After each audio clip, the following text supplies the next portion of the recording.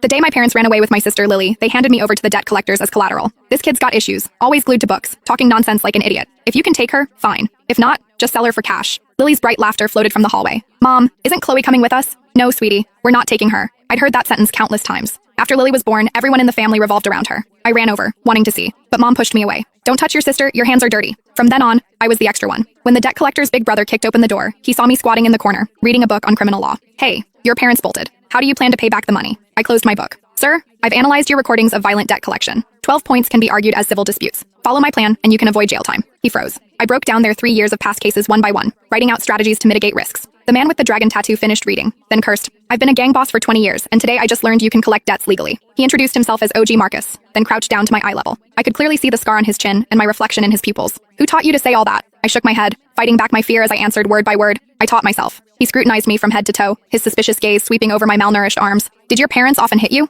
I shook my head. They didn't hit me. They just acted like I didn't exist. There was no plate for me at the dinner table, no face in family photos, and no one cared when I got sick. How old are you? 12. Marcus looked at me, his eyes full of suspicion. The hallway light flickered. He stood up and waved his hand. Frank, bring all our IO us. Let our big shot lawyer take a look. I don't know how long passed. My legs were numb from squatting. Frank finally carried over a cardboard box. It was heavy, landing on the floor with a thud. Inside were IO us, contracts, and transfer records, all haphazardly crammed together. Marcus patted the box, nodding at me. Big shot. Show us what you've got. Marcus and his crew were playing cards in the living room. 3 men, hunched around a folding table, smoking cigarette after cigarette, the whole room thick with smoke. I sat in the corner, poring over the contents of the box under the dim light. Mid-game, the youngest man, Leo, glanced at me. Marcus, come on, what could a 12-year-old kid possibly figure out? Frank also looked over. She's been sitting there for 2 hours, hasn't moved a muscle. I didn't dare move. I'd seen abandoned kids before. There was a boy, 2 years older than me, who slept beside a trash can after his parents ran off. His eyes were empty, like 2 dark holes. Marcus didn't speak, playing a card. As soon as he spoke, I put down the last file. I'm done. Everyone looked over. I walked to the folding table, and they automatically made space. The table was covered in ash and beer cans.